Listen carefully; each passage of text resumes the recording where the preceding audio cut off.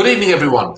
5 years after the victory for freedom in the British referendum on membership of the EU, I am tonight bringing you one of the main men, one of the main movers behind the scenes who helped us to get that referendum. He's also now the president of the Irish Freedom Party. He's a man with many, many strong opinions, always put in a forceful and enjoyable way, and a huge amount of experience of the battle for freedom. Ladies and gentlemen, I'm joined tonight by Mr. Herman Kelly. Bill, great to see you again. Hi, Herman. Nice to see you again. I'm good, mate. I'm good. And for those people who don't really know all of the story of Herman Kelly, before we get into the meat of the issues of the day and talk a little bit about the Irish Freedom Party, perhaps we could start off with how you and I first met and what you were doing out there in Brussels and how you became our version of Malcolm Tucker from The Thick of It. Malcolm Tucker with an Irish accent. Yeah. Well, how it began is for the Lisbon 2 in 2009, the EFDD group, of which Nigel Farage was president and UKIP were members, were having a campaign to oppose the Lisbon Treaty in Ireland, which thankfully they have a referendum on a regular basis on EU issues. They ask us, they say no, they say wrong answer, vote again.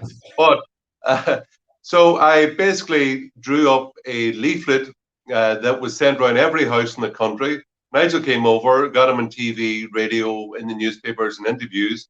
He was very happy with the briefings that he got, and he asked me to come home. So I come to Brussels and work full-time for the Europe of Freedom and Democracy group. As Ireland was by then suffering the consequences of EU membership, after 2004 and the Treaty of Nice, we had cheap and inappropriate euro interest rates. For Ireland, they were 2% to suit Germany and France. They should have been 8% or 10% for Ireland. So we had cheap euro credit. After 2004, we had cheap labour from Eastern Europe. We had a building boom and bust. And then me and a lot of my friends had to emigrate. And of the 4 best friends, 3 of us had to emigrate. And as I was offered a full-time job in Brussels, which gave gainful employment, I thought I would take it. And you know what? The 10 years that I've spent here in Brussels, I've really enjoyed. I enjoyed working with the UKIP MEPs. I enjoyed meeting people from across Europe. I was dedicated to the job. I am a full-blown Eurosceptic. I have been long before I ever started working for the EFDD group. And I think the first letter in the national press against the EU that I had, I think was 2001 during the Nice Treaty. So it's something to which I'm committed. And when given the opportunity, and for me, it was a privilege and an opportunity to work for the MEPs, work in the cause of national democracy and freedom. And I give it my very, very best. And I say how things changed over time. When I arrived in Brussels, UKIP were mentioned once a month in the national press. And as time went on, first we were seeing how we did in relation to the BMP, and then it was the Lib Dems, and then we overtook the Labour Party, and then eventually UKIP then had 24% in the national poll in a general election poll, and they was the biggest party in Britain. And they did things like the breathing down the Tory party's neck. They basically pushed the Tory party to vote against intervention in Syria, which then prevented Obama from going in to bomb Syria. So even for what was a small party, which grew very, very quickly from committed people, and I would say contrarians, that that's a reasonable thing to say. Yeah, someone said that kind of getting the UKIP MEPs together, it was like herding cats, because it attracted people who, by their very nature, were contrarians and willing and often very lovingly going against the establishment narrative. So it attracts contrarians, and to work with people like that, and basically my job, along with Nigel Farage and Paul Nuttall especially, was to choose the issues which we could win on, to come up with a line which was easy to understand, easy to remember. And I had these axioms like brief is best. And my thing was people don't like being bored. So what do people pay for in life? They pay to go and watch a good fight. And I know you're into the boxing, so you have lots of experience. And also comedy. You got to make them laugh. Give them, so to create a platform, get people to look at you, and then get your political message across. But you got to use kind of pugilism and a bit of comedy to get people's attention and get the message across. And the thing I was told the MEPs, once you say something strong, never back down. Always go on that way. Exactly. So we got the referendum, and along with the efforts of many people in Britain who spend a lot of time, many got no thanks for it, but people who gave out, went around, leafleted, wrote letters to the press, dealt with the hatred from the national media. Eventually, bit by bit, we had an effect. We made an argument. It was credible, and that's a very important point, which I was always strong on. That long-term credibility is more important than short-term notoriety. I always try to tell the MEPs, don't go for the big splash if it's not true. If in doubt, cut it out. Always go for long-term credibility, not short-term notoriety. But entertain, get attention, go on the attack, and that's what we did. And eventually, we got a win after it was a long haul of years. And I remember coming up to the referendum. I would, even on a Saturday and Sunday, I would be in the Parliament 7 and 8 hours a day doing research on various topics like TTIP or whatever, fishing, stuff like that. And well, we had an effect, and it's something of which I'm very proud to have been allowed to participate in. I think it as a privilege to have been allowed this position, and I give my best to it. And it was very good because I was involved in Ireland in referenda and the EU referenda, Nice 1, Nice 2, Lisbon 1, Lisbon 2. And it was good to get a win and know that it was a line I give Nigel, he used on his last day, that Britain is too big to bully, which he used that Ireland, small country, has been bullied so many times and constantly by the European Union, that Britain was too big, large population, over 60 million, it's got nuclear weapons, and they were just not going to back down. And UKIP MEPs, later Brexit Party MEPs, had a huge effect on the body politic to stay over here on a point of principle.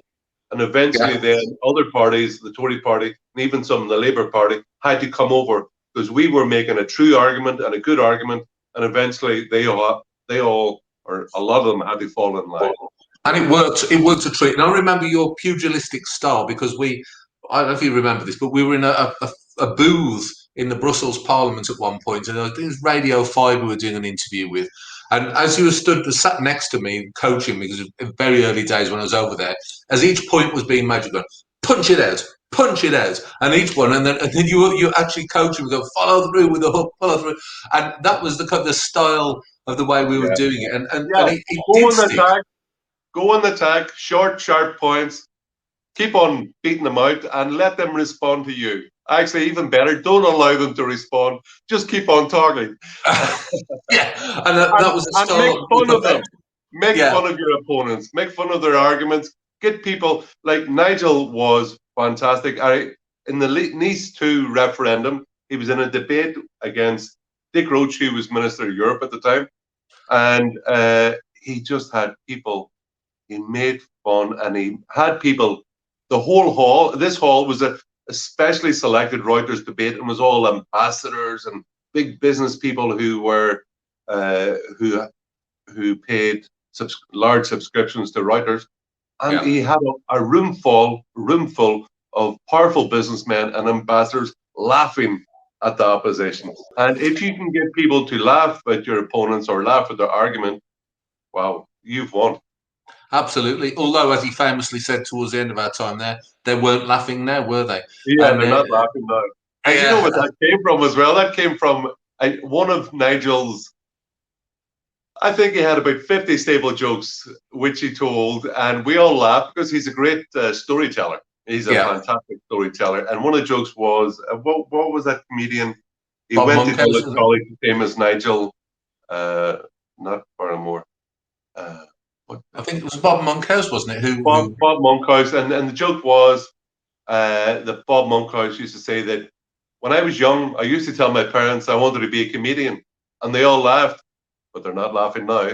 And Nigel was really short of. He arrived on that morning, and I don't know what is it.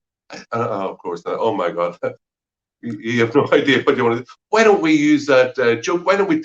I always like taking cliches and twisting them around and give Yeah. it the unexpected. And Nigel used to do that a lot. And I said, well, why don't you take that joke, which you love, and just give it a different twist about, yeah, when I came here 17 years ago and talked about Brexit, you all laughed, but you're not laughing now. It worked a treat. It was all over the headline, all over the world, Yeah. across the media. The next day was, "You're not laughing now, Nigel Farage." And So he knew the impact it was going to have, because I remember seeing him in the bar just beforehand when he was having his normal few cigarettes before going on to perform, and he was chuckling to himself and he said, "Just wait for this. I'm going to yeah, really get them this time." yeah, yeah, And, yeah. and he was No, full of joy. the one in Dublin, he had the whole hall laughing at his opponents, and that thing, irrespective of your political standpoint, what he said was funny. So Yeah, you get people, they laugh along with you, they have a commonality already. So yeah, and then they listen to your political point. But actually, on the kind of style of media, a Dutch MEP said to me once, because he could see the week, he was in the plenary chamber, he could see the way that we do, and he said to me once many years ago, when you get a platform, when you get attention by the fight or the funny, always use that platform for a political point. yeah. Like, so when I'm there, it's not as if I'm a Mr. Know-all. I try to learn a little bit as I went along and make things better. And I remember one time Merkel and Hollande came to visit the European Parliament. Yeah. Of course, we would do all this stuff on purpose. And Nigel was purposely provocative, Not like looking for Nigel at all, is it? That? looking for a reaction. And I wasn't in the plenary. I was up in Nigel's office, and Nigel had made his speech, and Hollande and Merkel was sitting there, basically saying nothing, keeping the head down. I'm not going to respond.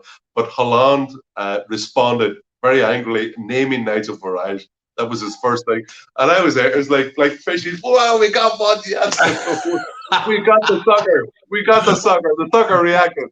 Yeah. And he was Nigel, to work with people, very intelligent people, good communicators. Paul Nuttall, Nigel, many other UKIP and Brexit Party MEPs, intelligent people with principles. People like that can do a lot of good and to the opposition a lot of damage, because it's important not to be afraid. And when you stand on basic principles like freedom for your country, freedom of speech, it's easy, and it's, well, let's say you have a lot of opposition, but if you have the heart and the philosophical commitment to what you're doing, it's a lot easier to do the business. Absolutely. And I think one of the important things about some of the stories you've just been telling us is that when I came back to the UK and spoke to political people and everyday Joe in the street, people were saying, "Oh well, you know, that you lot out there, you weren't doing anything much. There wasn't much happening."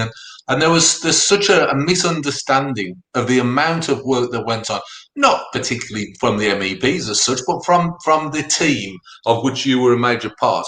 And Yeah. nobody seems to know how much work you guys did. And I really am glad to have you on tonight to hammer this message home, because I know not just yourself, but other members of your team and the researchers and all the other guys working with us were working really long hours, and they Yeah, were busting a gut. None of this stuff that Nigel and some of the others made look so easy was actually easy. It had been done, and it had been passed on for the orators to actually give the message across. And I think it's really important people understand that there was more to it than just a Yeah, quick. like for like the research that went into speeches, they just don't kind of appear.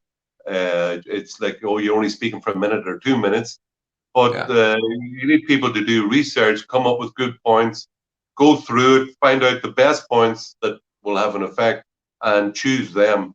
And we had a large team of staff here, people working with myself as well. We do the research. I remember once night, Paul Nuttall did a speech about, I think it was Latvia, Lithuania, and I did the research for it. Paul did the speech, and it was taken up by Reuters or some fact check on it, and they thought, we're going to do this. That sounds a little bit off. That sounds a little bit over the top. So we'll research this, and everything we said in it was completely factual. I think the main point that it was the fastest depopulating area in the earth yeah, in the globe, and all about the demographic fall and the brain drain from Latvia, the Baltic area, how the brain drain, how immigration was impacting them as well, and not in a good way, yeah. because they were losing all their best and best educated, and their consequences. Having been to Latvia, I can back that up because the streets are deserted. It's quite uncanny. They were, certainly when I was there a couple of years ago, they were struggling to function because so many people had left. And the EU, oh yeah, freedom of movement, how great it is for people. Actually, it's not great for the people, the area that the people have moved from. Yeah, as far as I can't now, I'm not sure in this one. So, but they've had very large youth depopulation in the Baltic, Latvia, Lithuania. It's been Yeah, very harmful for them.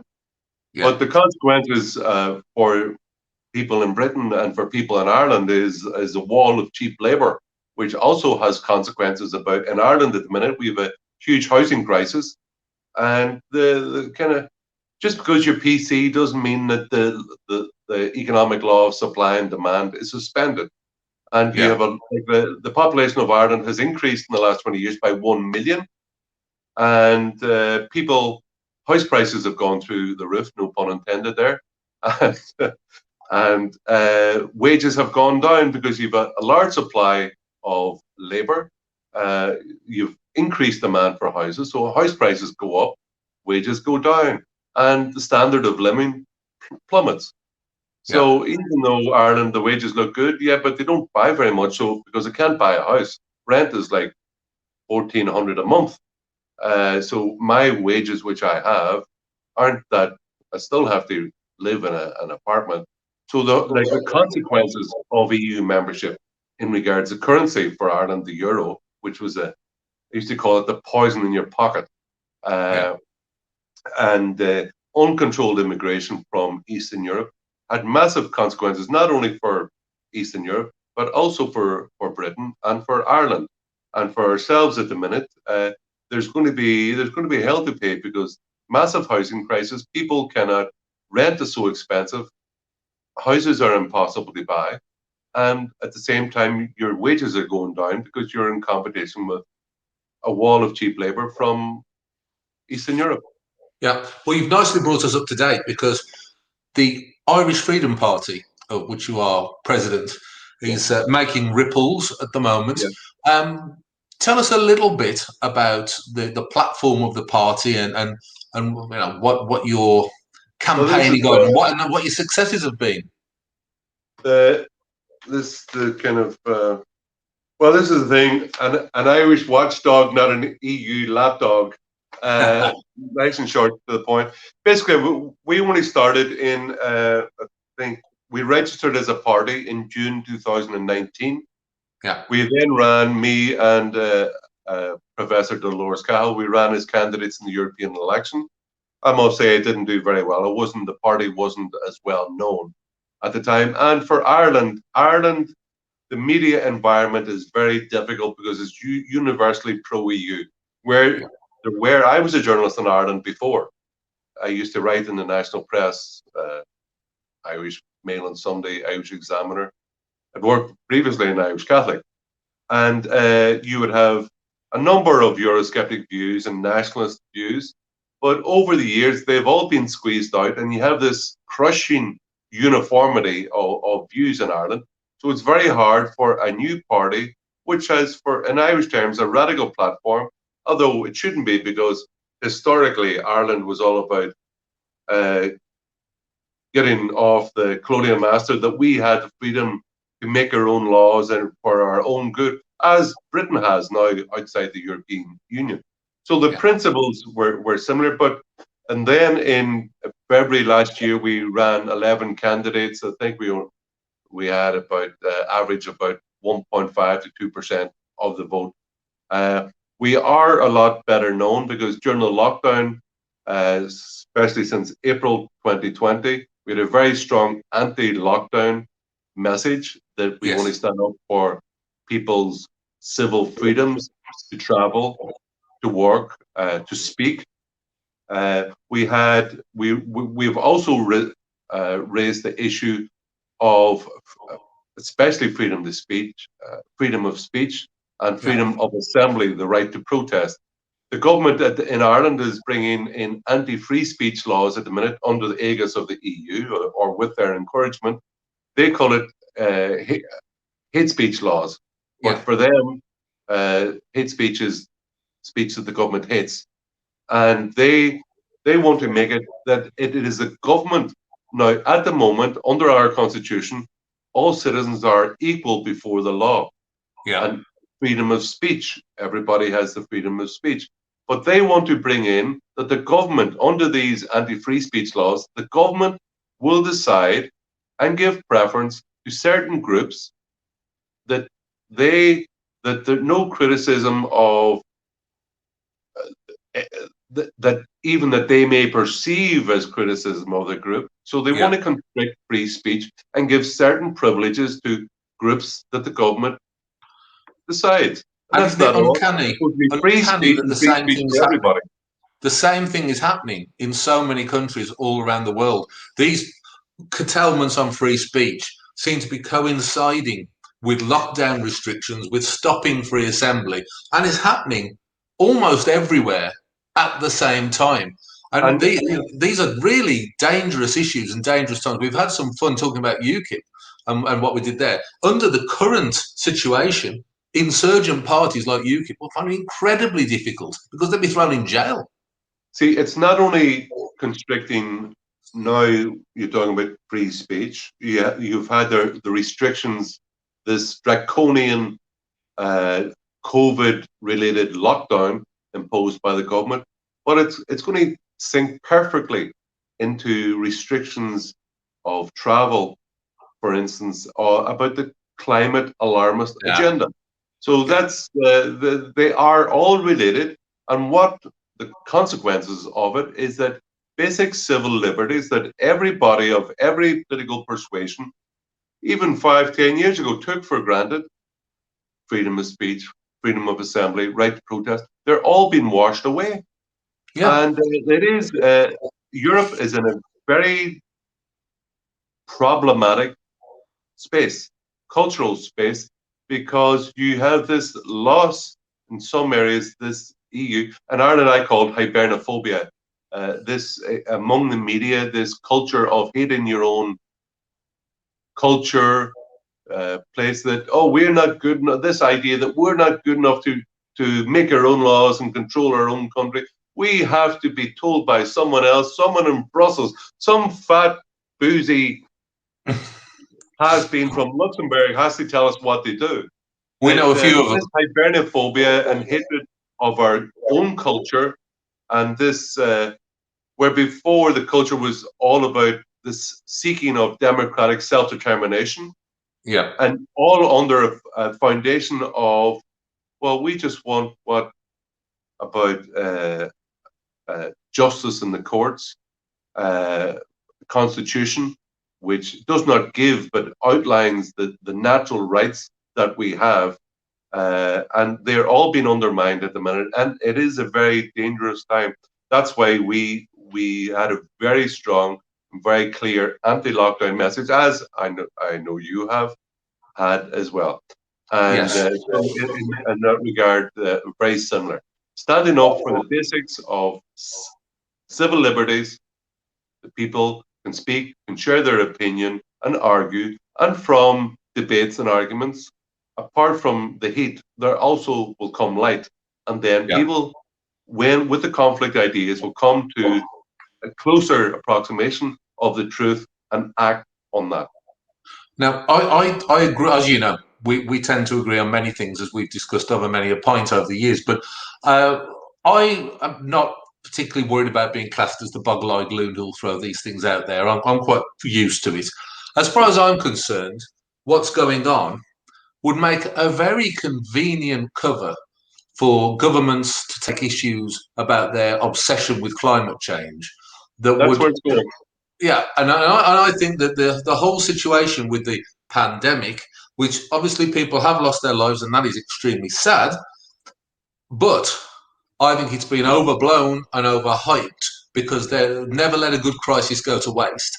And I think that what they've decided is that right now is the time to stop all these pesky people travelling everywhere with their carbon footprints, stop them arguing against it, and impose our totalitarian, green obsessed state power on the whole world.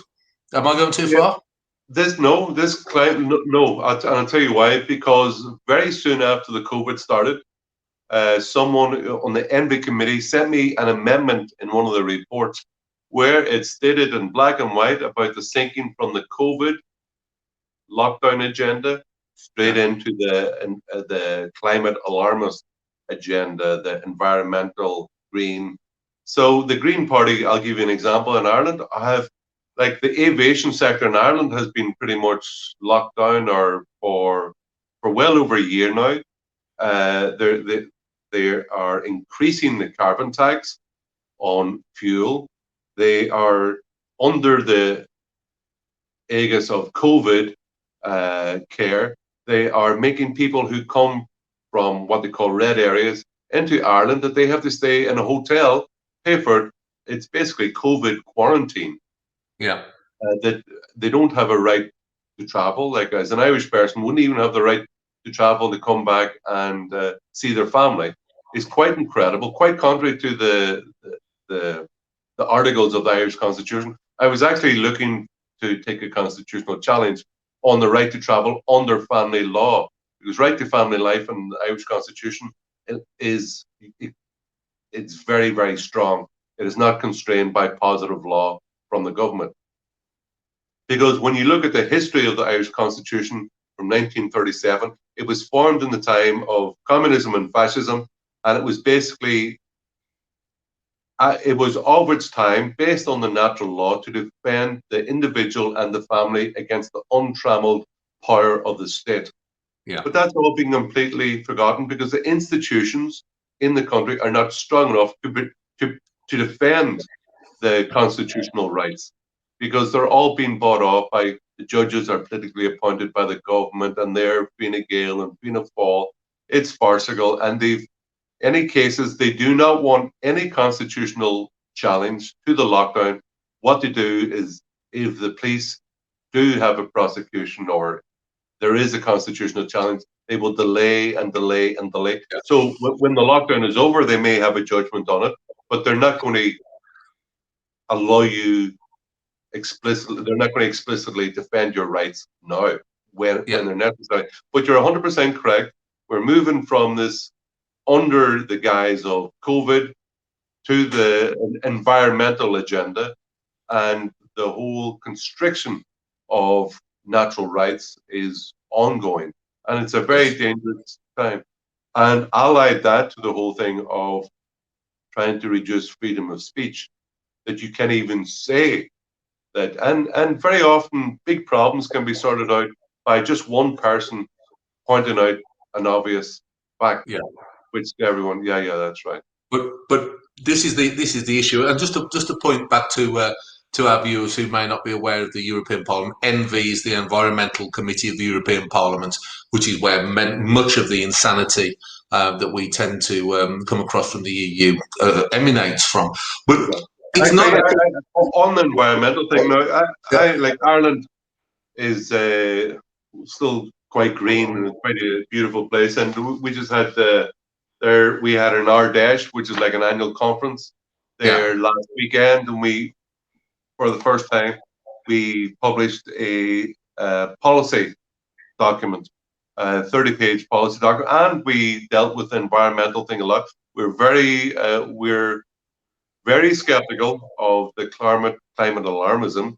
We know that carbon dioxide, also known as plant food, as Paul Nutley used to say, is good, greens the earth. It is necessary for photosynthesis. We cannot see evidence that that man-made CO2 is causing global warming, which it really, they don't call that anymore anyway. Climate change, the globe hasn't really warmed in 20 years. And we're very opposed to carbon tax. Why? Because it makes, for people on low incomes, especially with little disposable income, well, just driving to work, heating your home, they have less money, and it affects them much greater than middle class or rich people who can travel around the world. But so we're very opposed to this carbon tax agenda, and we do. But there is problems with energy provision because the population is increasing, the uptake of electricity is increasing, and as they're doing that, they're shutting down turf-fired power stations. Just this today, we've heard that they're closing down 2 power stations. Now, given that in January we were very close to energy blackouts, I read today that they're closing down 2 brand new power stations in the Midlands of Ireland, one of which was only built in 2005 and cost 127 million. It's just going to be mothballed. And he plans to replace them with nuclear power, the most efficient and cleanest way of doing things. We have in our policy document, and this is very new for Ireland, we have looking for a state commission to examine the efficacy, the safety of nuclear power, because the country needs energy, and wind turbines are expensive, they're inefficient, they always need a backup, and what's the other point? Oh yeah, they're pollutants. Those big turbines, they cannot be they're not recyclable. They have to be chopped up and planted in the ground. So they are massive pollution. They're very expensive. So we are asking the state to have a commission to look into, especially tidal energy. We're surrounded by the sea. We should have lots of it, and also nuclear energy, because the country needs energy from somewhere, and it cannot be reliant on wind turbines. Well, now we've upset Greta Thunberg and a weird cult of green. I got into trouble. I met her by chance. Now, MEPs weren't allowed to speak to her or ask her questions. And she came out of a lift here, it was maybe about a year ago now, and just as she came out of the lift, she basically appeared right in front of me. And I thought it would be quite fun and quite cheeky just to ask her for a photograph that no one else could get. And I put it up. Oh my God, I put it up as a joke, as a photobomb. And the wall of hatred I got from my own kind of supporters. Oh, you're working for George Soros now and Greta Thunberg. Hey guys, it was only a bit of a cheeky joke, okay? Relax. Yeah, I can testify you'd be the last person to be working for either of those. So anyone who questions that, I'll vouch for Herman on that. But we've upset the climate weirdos now, so that's good. That's one box ticked. But we need to upset some more people now, because this woke political correctness that's taking the world by storm. And there's one particular example here of lately, and I know cricket is not your thing, but you may have heard of Ollie Robinson, the England cricketer, who historically tweeted out a couple of poor taste jokes, but they were taken as being offensive against Muslims and offensive against women, which frankly, I don't think they were. But he has had his career absolutely ruined after having a really good performance for England. This kind of thing, Herman, it's out of control, isn't it? It's becoming impossible to lead a normal life and tell the kind of humour and jokes that we used to do to get attention. Yes. Yeah, well, the whole thing is, philosophically, the left doesn't have great arguments. It can't argue. So it its modus operandi now is to shut down, abuse, name call, tar people with some homophobe, xenophobe, whatever, Islamophobe. Everything's, we're all phobes. Everyone's Yeah. a phobe. They don't have arguments. Uh, and so all they can do is name call. And actually, you're not quite right there on the cricket. Okay, that I'm a Gaelic games guy, Gaelic football and hurling. But Yeah. I was a form teacher in Catholic University School in Dublin, and I was form teacher in first year of Owen Morgan, who went on to both play for Ireland and also captain England. So you're So going to take the credit for that? I no, I certainly won't. But no, it's come. And you know what? It's a bit like the Pelagianism in theology that people should be always perfect. All that it doesn't take any consideration into human nature, human development. That people change over time. People change their opinions over time as well. I certainly have. When I was 19 and 20, I was all into anarcho-syndicalism and workers' cooperatives, and it all fell before one word: naive. It's just Yeah. naive about human nature, and their philosophical underpinning of what they're doing is also very naive, and it's erroneous because people change over time, and like the idea of haranguing some guy out of public life for something he said when he was 18 or 19, it's just ridiculous. Like if I look back and think of some of the things I said when I was 18, I nobody can would last possibly very imagine. long. And the whole idea of, well, can people make jokes? Like they're also humorless. Not only are they attacking civil liberties, which should be basically everybody, but they're so damn humorless as well that you can't make jokes. Oh my God, it's terrible. Like comedians, well, what are you going to being sarcastic, irony? Come on, it's good fun. And Yeah.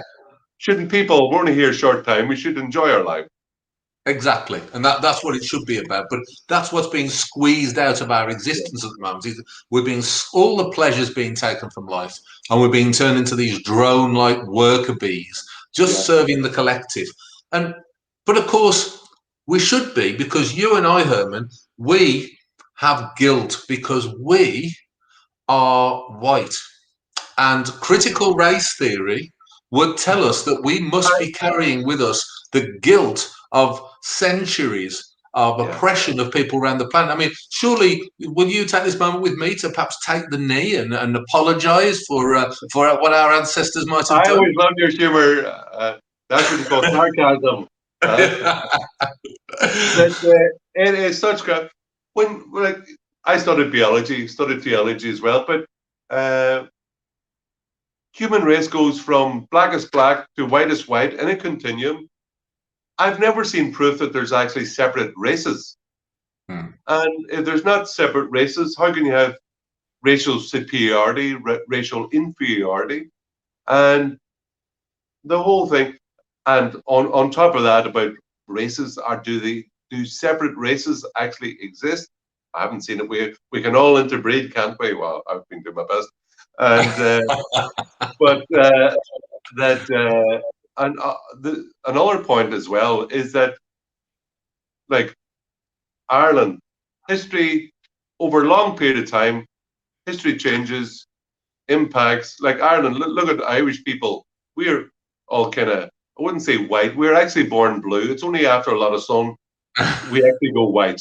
So the whole thing about being white is a bit ambiguous anyway.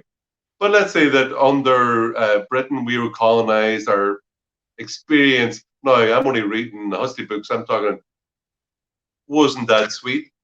So the British, according to them, were white. We're white. I'd say that's a bit not quite true. But this zero racial consciousness, as they would put it. And you know what? This all stuff about racial ideology, it's all an excuse. I believe, to justify why they are not. Look at, like, for instance, you never hear, and this George Floyd, imagine being taken as your hero, a Yeah. guy, a systematic criminal Yeah. who had many drug taker who broke into the house and pointed a gun at the stomach of a pregnant woman and black woman. That guy is no hero. He's a criminal, and now no one is wishing or hoping that the guy died when he's been taken by the police. But that guy is no hero. He's a criminal, and I certainly wouldn't be taking this guy, some guy who should be lauded, and certainly not taking the need to. Is the only one I take is see Orban, Viktor Orban, the Hungarian Prime Minister, said last week. Only people that we take the need to is God and our wife when we propose, and Yes. I think he's got the right idea. Yeah, I think I personally and would add the Queen to that, but I know that you wouldn't add that. But I think that the Queen would be in there as well. But so you've got no sympathy at I'll leave all? you to it. Yeah, I thought you might. Yeah, you've got no sympathy at all then for the Black Lives Matter movement. Absolutely none whatsoever. And like this whole thing of collective guilt, people are only like, why should I be responsible for what my grandfather did? Yeah, What, and never mind because I by chance was born into a place which white people predominate. There was no choice on my part. And they say in theology, where there's no will, there's no sin or there's no error, because you haven't chosen to do it, and therefore, why are you responsible for historic actions of people hundreds of years ago? It's ridiculous. Actually, I think Britain was one of the first countries in the world which banished slavery. Maybe as and I understand, I was looking at a video last week, there's a square in Nigeria named after a huge Nigerian queen who was where they make their money and get their power? Slave trading. So when you want to talk about slavery, for instance, well, why don't you go back and look at all the African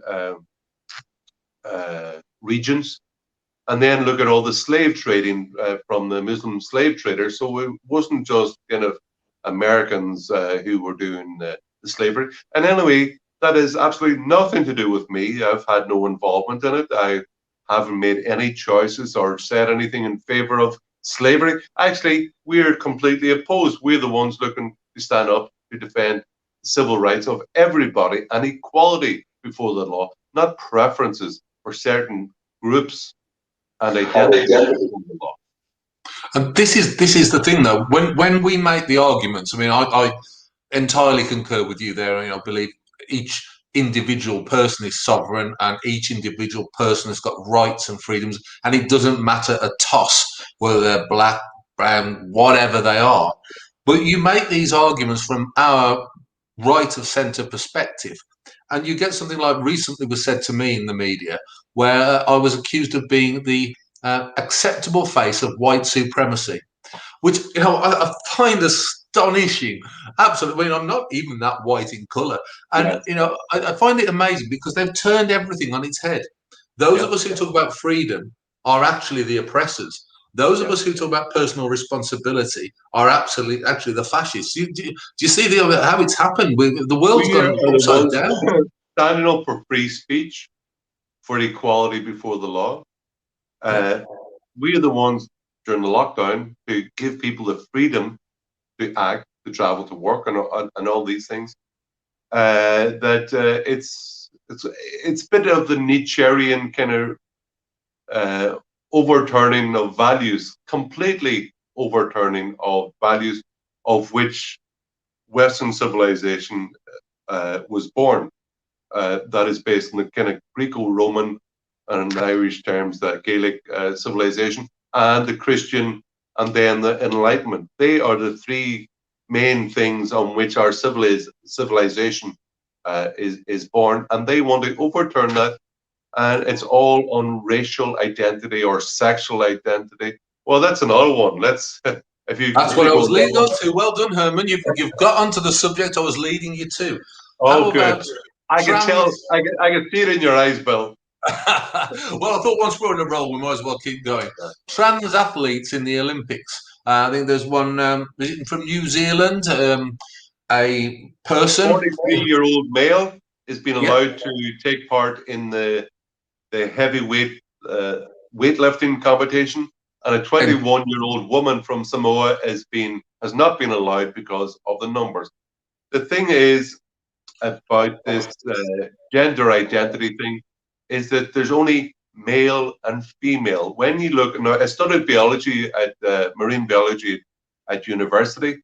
I do know now people can put on a wig, put on lipstick, put on a pink tutu. I could do that tomorrow and say I feel like I feel a song coming on. I have a Shania Twain coming on there. Shania Twain, I feel like a That's woman. it. I can feel how I like, but if you examine every cell in my body, even I've had lots of surgery and nip and tuck and hormone treatment. Uh, Even after all that, and I can go into the registry office and declare myself as a female or as a woman, that every cell in my body is either XX or XY, in my case, XY male. And so you can no more change your sex than you can, okay, your age changes with time, but you can change your sex. Transsexual rights do not exist because transsexuals, you cannot change your sex. Now, people, there is a problem of gender dysphoria, and people, it's a mental problem, and they should be helped. They shouldn't be hated. They should be helped in every way to overcome a psychological problem.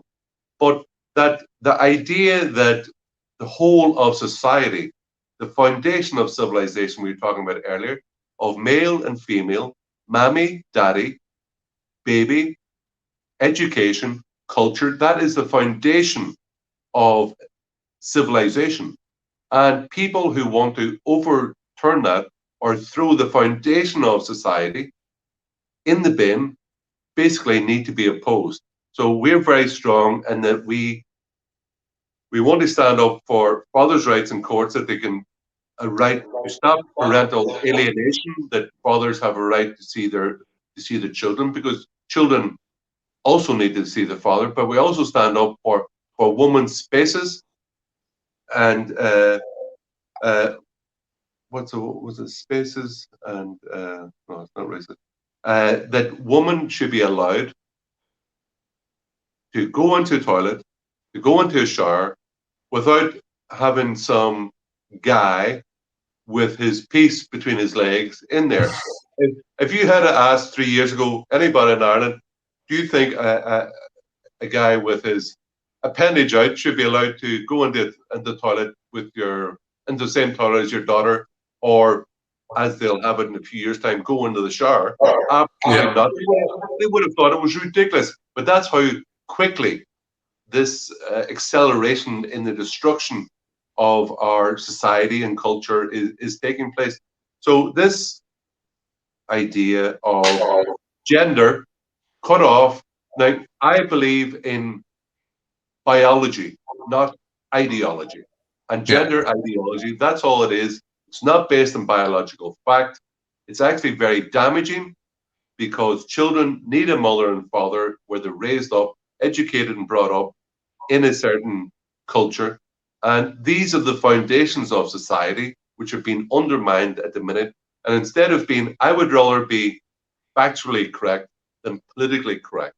And that's why the Irish Freedom Party are very strong on a point of principle.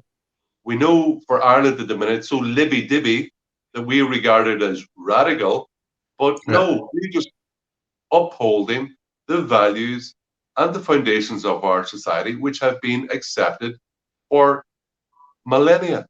And it's not just a political view about for instance, about this idea of national democracy is pretty new because they didn't have democracy like 800 years ago under a king.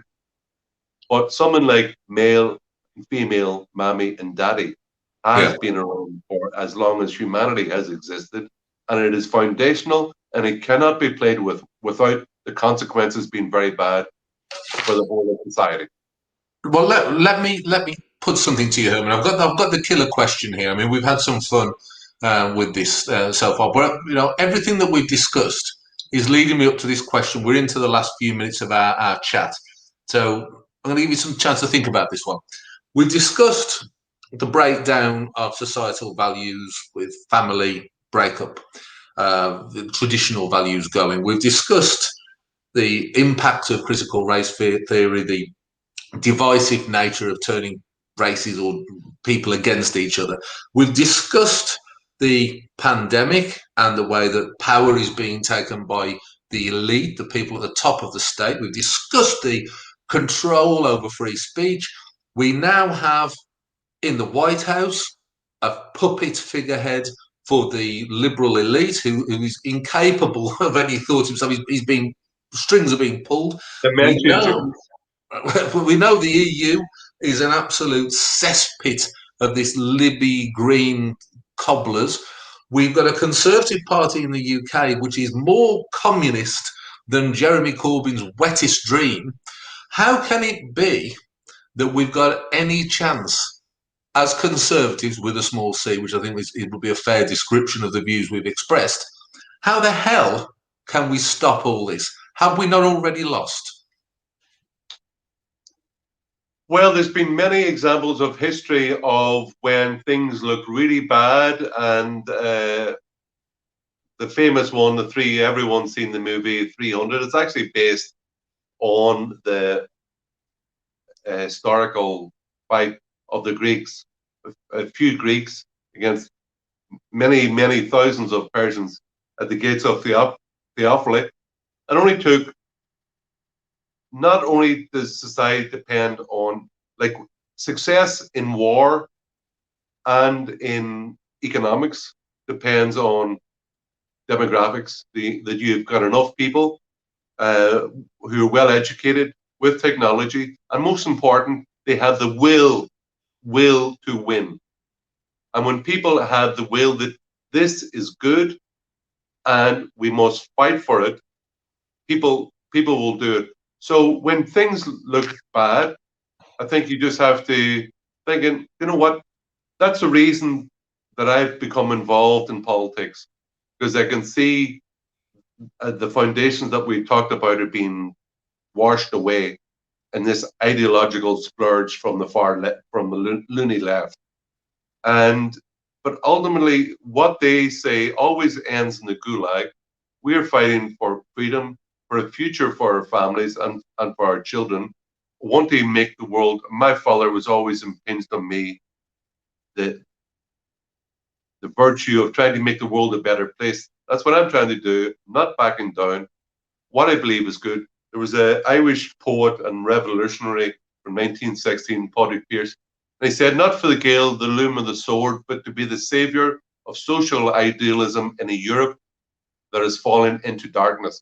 And the EU and European, and as you mentioned, the States as well, really is falling into a dark place. But freedom and family and having a future are something worth fighting for.